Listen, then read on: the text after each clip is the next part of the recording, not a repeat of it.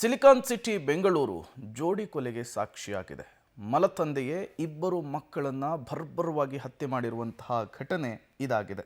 ಇಬ್ಬರು ಹೆಣ್ಣು ಮಕ್ಕಳನ್ನ ಮಲತಂದೆಯೇ ಮಚ್ಚಿನಿಂದ ಕೊಚ್ಚಿ ಕೊಲೆ ಮಾಡಿರುವಂತಹ ದಾರುಣ ಘಟನೆ ನಡೆದಿದೆ. ಉತ್ತರ ಭಾರತ ಮೂಲದ ಕುಟುಂಬ ದಾಸರಹಳ್ಳಿಯ ಕಾವೇರಿ ಬಡಾವಣೆಯೊಂದರ ಮನೆಯಲ್ಲಿ ವಾಸವಿದ್ರು. 14 ಹಾಗೂ 15 ವರ್ಷದ ಹೆಣ್ಣು ಮಕ್ಕಳನ್ನ ಅತ್ಯಂತ ಭೀಕರವಾಗಿ ಭೀಭತ್ಸವಾಗಿ ಕೊಂದು ಪರಾರಿಯಾಗಿದ್ದಾನೆ ಪಾಪಿ ತಂದೆ. ಮಧ್ಯಾಹ್ನ 3:30 ಸುಮಾರಿಗೆ ಕೊಲೆ ನಡೆದಿದೆ. ತಾಯಿ ಮನೆಗೆ ಬಂದು ನೋಡಿದಾಗ ಪ್ರಕರಣ ಬೆಳಕಿಗೆ ಬಂದಿದೆ.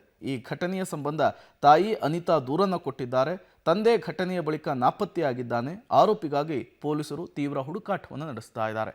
ಈ ಜೋಡಿ ಕೊಲೆ, ಮಲತಂದೆಯೇ ಮಾಡಿದಂತಹ ಈ ಹತ್ಯೆ ಇಡೀ ಬೆಂಗಳೂರನ್ನೇ ನಡುಗುವಂತೆ ಮಾಡಿದೆ.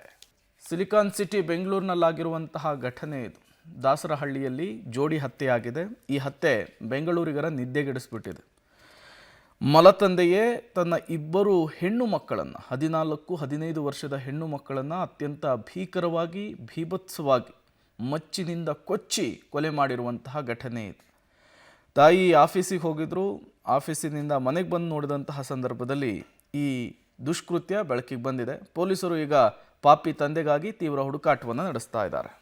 ಅಪ್ರಾಪ್ತ ಹೆಣ್ಣು ಮಕ್ಕಳನ್ನು ಮಲತಂದೆ ಕೊಚ್ಚಿ ಕೊಲೆ ಮಾಡಿರುವಂಥ ಘಟನೆ ಬೆಂಗಳೂರಿನ ಅಮೃತಹಳ್ಳಿಯಲ್ಲಿ ನಡೆದಿರುವಂಥದ್ದು. ನಾನೀಗ ಮನೆ ಮುಂಭಾಗದಲ್ಲೂ ಕೂಡ ಇದ್ದೀನಿ. ಇವತ್ತು ಸುಮಾರು 3:30 ಸುಮಾರಿಗೆ ಈ ಘಟನೆ ನಡೆದಿರುವಂಥದ್ದು. 3:30 ಸುಮಾರಿಗೆ ಮಲತಂದೆ ಸುಮಿತ್ ಅಂತೇಳಿ ಅವರು ಇಲ್ಲಿ ಈ ಮನೆ ಏನು ಬಿಲ್ಡಿಂಗ್ ಕಾಣ್ತಾ ಇದೆ 2ನೇ ಫ್ಲೋರ್ನಲ್ಲಿ ವಾಸವಾಗಿರ್ತಾರೆ.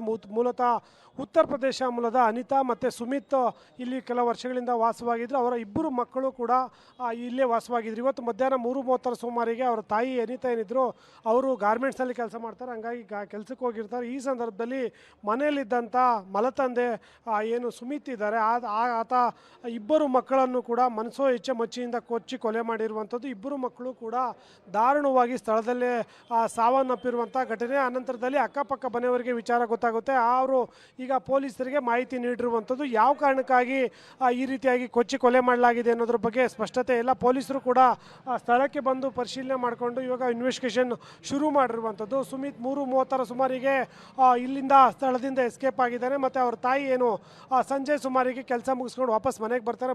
ಬಂದಂಥ ವೇಳೆಯಲ್ಲಿ ಇಬ್ಬರು ಕೂಡ ಮಕ್ಕಳು ಕೊಲೆ ಆಗಿರುವಂಥದ್ದು. ಅಂದರೆ 14 ವರ್ಷದ ಒಂದು ಮಗು ಮತ್ತು 16 ವರ್ಷದ ಇಬ್ಬರು ಕೂಡ ಹೆಣ್ಣು ಮಕ್ಕಳು ಇರ್ತಾರೆ. ಹೆಣ್ಣು ಮಕ್ಕಳನ್ನ ಕೊಲೆ ಮಾಡಿ ಇವಾಗ ಎಸ್ಕೇಪ್ ಆಗಿರುವಂಥದ್ದು. ಬಟ್ ಪೊಲೀಸರು ಕೂಡ ಈಗ ತನಿಖೆ ಮಾಡ್ತಾ ಇರುವಂಥದ್ದು. ಯಾವ ಕಾರಣಕ್ಕಾಗಿ ಈ ಕೊಲೆ ಆಗಿದೆ ಅನ್ನೋದ್ರ ಬಗ್ಗೆ ತನಿಖೆ ನಡೀತಾ ಇರುವಂಥದ್ದು. ಇನ್ನು ಈಗಷ್ಟೇ ಇಬ್ಬರು ಮಕ್ಕಳ ಮೃತದೇಹನ ಈಗ ಅಂಬೇಡ್ಕರ್ ಕಾಲೇಜಿನ ಮರಣೋತ್ತರ ಪರೀಕ್ಷೆಗೂ ಕೂಡ ಕಳಿಸಿರುವಂಥದ್ದು. ಆದರೆ ಈ ಸದ್ಯದಲ್ಲಿ ಬೇರೆ ಬೇರೆ ಇನ್ವೆಸ್ಟಿಗೇಷನ್ ಟೀಮ್ಗಳು ಕೂಡ ಸ್ಥಳದಲ್ಲಿ ಬಂದು ಪರಿಶೀಲನೆ ಮಾಡ್ತಾ ಇದ್ದಾರೆ. ನಿಜಕ್ಕೂ ಇವತ್ತು ಮಧ್ಯಾಹ್ನದಲ್ಲಿ ಯಾವ ವಿಚಾರಕ್ಕಾಗಿ ಗಲಾಟೆ ಆಯಿತು ಮತ್ತು ಹೇಗೆ ಕೊಲೆ ಆಯಿತು ಅನ್ನೋದ್ರ ಬಗ್ಗೆ ಕೂಡ ಒಂದಷ್ಟು ಮಾಹಿತಿಗಳು ಬರಬೇಕಾಗಿದೆ. ಇನ್ವೆಸ್ಟಿಗೇಷನ್ ಕೂಡ ನಡೀತಾ ಇರೋದ್ರಿಂದ ಆರೋಪಿ ಸಿಕ್ಕ ನಂತರವೇ ಅಧಿಕೃತವಾಗಿ ಎಲ್ಲದಕ್ಕೂ ಕೂಡ ಮಾಹಿತಿ ಸಿಗಬೇಕಾಗಿರುವಂಥದ್ದು. ಕ್ಯಾಮ್ರಾಮನ್ ಪರಮೇಶ್ ಜೊತೆ ಉಮೇಶ್, ಪಬ್ಲಿಕ್ ಟಿವಿ, ಬೆಂಗಳೂರು. ಮಧ್ಯಾಹ್ನ ಒಂದು 3:30 ಟೈಮಲ್ಲಿ 2 ಹೆಣ್ಮಕ್ಳ ಮರ್ಡರ್ ಆಗಿರುತ್ತೆ.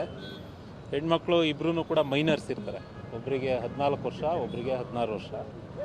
ತಾಯಿ ಅನಿತಾ ಅಂತ ಕಂಪ್ಲೇಂಟ್ ಕೊಟ್ಟಿದ್ದಾರೆ. ಅಮೃತಹಳ್ಳಿ ಪೊಲೀಸ್ ಸ್ಟೇಷನಲ್ಲಿ FIR ದಾಖಲಾಗಿದೆ. ತನಿಖೆ ನಡೀತಾ ಇದೆ.